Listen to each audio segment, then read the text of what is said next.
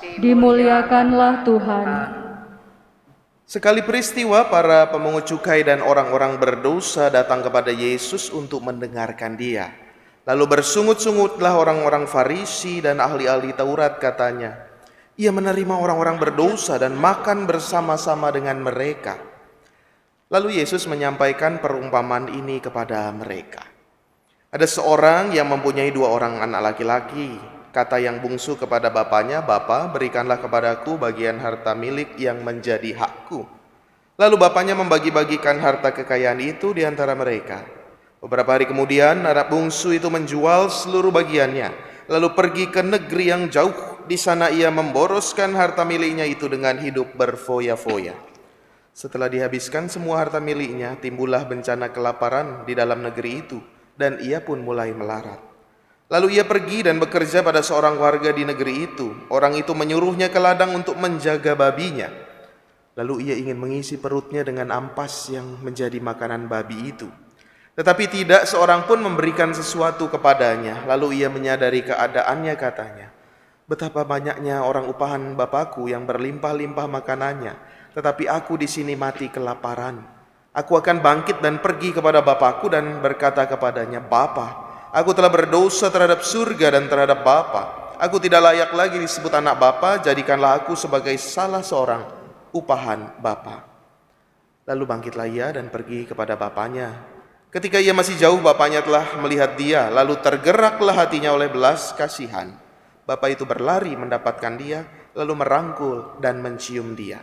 Kata anak itu kepadanya, "Bapa, aku telah berdosa terhadap surga dan terhadap Bapa. Aku tidak layak lagi disebut anak Bapa." Tetapi Bapa itu berkata kepada hamba-hambanya, "Lekaslah bawa kemari pakaian yang terbaik, pakaikanlah itu kepadanya. Kenakanlah cincin pada jarinya dan sepatu pada kakinya. Ambillah anak lembu yang gemuk itu, sembelihlah dan marilah kita makan dan bersuka cita. Sebab anakku ini telah mati dan menjadi hidup kembali.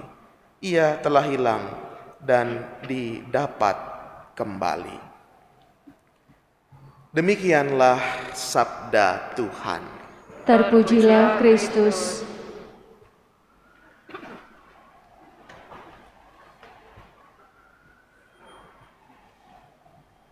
Ibu bapak yang terkasih, kalau di layar kita melihat sebuah lukisan, ini karya yang amat bagus sekali dan menjadi fenomenal. Karena kalau kita ingat, kalau masih ada ya di belakang kur itu, gambar ini dipakai untuk tahun kerahiman Allah yang Maha Rahim. Kalau kita lihat di sana ya, ini kalau kita lihat di kitab suci, judul perikopnya adalah anak yang hilang.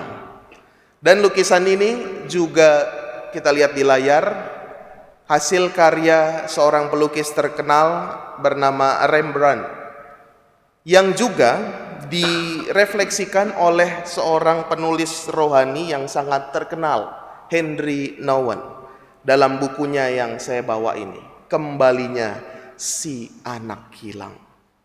Maka lukisan ini sungguh luar biasa maknanya, yang dilukis oleh Rembrandt dan direfleksikan oleh Henry Nouwen, penulis terkenal yang disenangi oleh Bapak Kardinal tulisan-tulisannya, lalu juga dipakai oleh KAJ untuk merenungkan tahun kerahiman. Spesial lukisan ini, karya ini. Kalau kita melihat perikopnya, kembalinya si anak hilang atau kembalinya anak yang hilang. Kita pasti tahu ceritanya. Tadi kita dengar dalam bacaan Injil.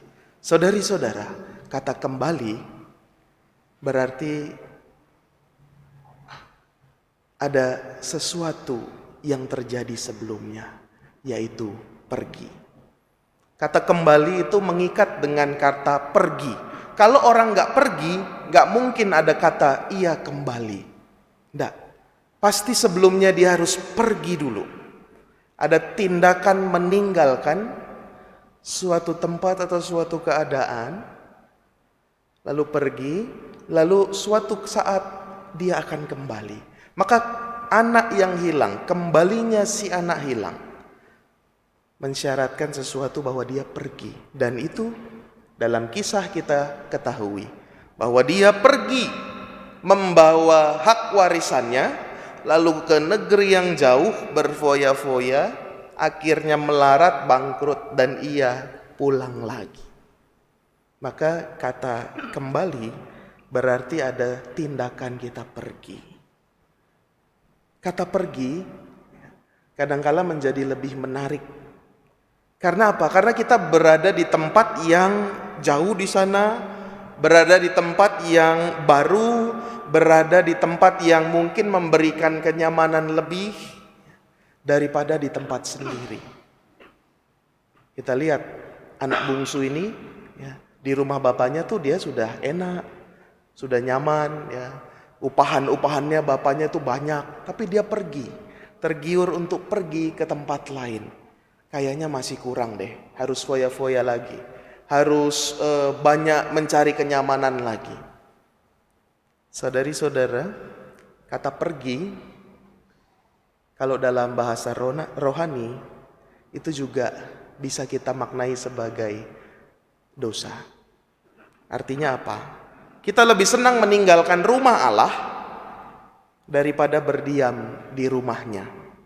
Dosa demikian. Bahasa rohani dari dosa adalah kita pergi dari rumah Allah yang sebenarnya sudah nyaman, sudah diberikan rahmat, diberikan berkat, tapi karena pengen cari kenyamanan, kenikmatan diri, dosa kita pergi.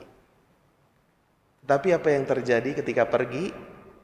Anak bungsu itu mengalami penderitaan. Digambarkan di apa?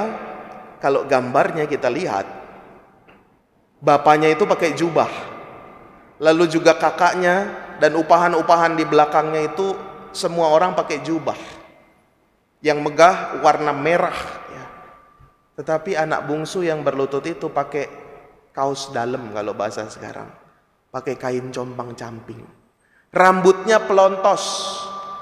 Kalau kita lihat kakinya, sepatunya itu sudah rusak. Maka ini mau menunjukkan ketika si bungsu itu pergi, berada dalam dosa, ada penderitaan. Ada sesuatu yang memutuskan berkat, memutuskan kasih Allah. Baju compang-camping, kepala pelontos, sepatu rusak. Kita juga mengalami demikian kadangkala. Dalam situasi dosa kita menderita. Mungkin gak nampak, tapi mungkin hati kita jadi gelisah. Hati kita jadi hancur. Pikiran kita gak tenang, khawatir terus. Jangan-jangan itu penderitaan dari dosa. Saudari-saudara, tetapi hari ini kita diingatkan oleh anak bungsu. Walaupun berdosa, walaupun kita sering pergi, kita sering mengalami penderitaan, tetapi si anak bungsu kembali kepada Bapa. Apa yang membuat dia kembali kepada Bapa? Kalau nanti punya kesempatan cari di Google gambar ini, tulis saja anak yang hilang Rembrandt atau prodigal son Rembrandt, muncul gambar ini. Kalau kita perbesar, sayang di sini tidak bisa diperbesar. Kalau kita perbesar, ada satu yang nggak dia tinggalkan. Kalau kita lihat di sebelah kanan, pinggangnya, di sana ada pedang, ada belati yang saya yakin itu dari bapaknya. Dia tidak menjual itu, dia tidak menggadaikan pedang itu. Bisa saja pedang itu mahal, dia bisa saja menggadaikan buat makan, bisa saja menggadaikan buat melanjutkan hidupnya foya-foya, tapi dia tidak jual itu. Karena apa? Karena pedang itu pemberian bapaknya sebagai identitas bahwa dia adalah seorang bangsawan, seorang anak bapa. Maka pedang itu dia pertahankan, dan karena pedang itu dia kembali kepada bapaknya. Ingat, oh iya, saya masih punya identitas sebagai anak bapa, jadi saya bisa saja kembali. Saudari-saudara, kita diingatkan oleh si bungsu, seberdosanya kita, sejahat-jahatnya kita kita itu juga masih punya identitas sebagai anak-anak Allah. Oleh karena itu, dengan kekuatan itulah yang tadinya kita pergi, kita jauh, kita berdosa, kita menderita, kita mau kembali ke rumah Bapa, ke dalam keadaan yang penuh kasih, penuh kerahiman. Anak-anak Allah, kita kembali ke rumah Bapa dengan mohon pengampunan. Yang dilakukan sekarang kita adalah dengan menerima sakramen tobat. Maka seperti yang dikatakan dalam bacaan Injil tadi di akhir, yang mati akan menjadi hidup kembali, yang hilang akan didapat kembali. Bacaan kedua menyatakan bahwa kita dengan pertobatan, dengan pulang, dengan kembali menjadi manusia baru. Seberdosa-dosanya kita, sejahat-jahatnya kita, harus ingat bahwa saya sudah dibaptis, saya menjadi anak-anak Allah, itulah kekuatan untuk kembali. Semoga Roh Kudus menguatkan usaha kita untuk merasakan kerahiman Tuhan dalam pertobatan kita setiap hari.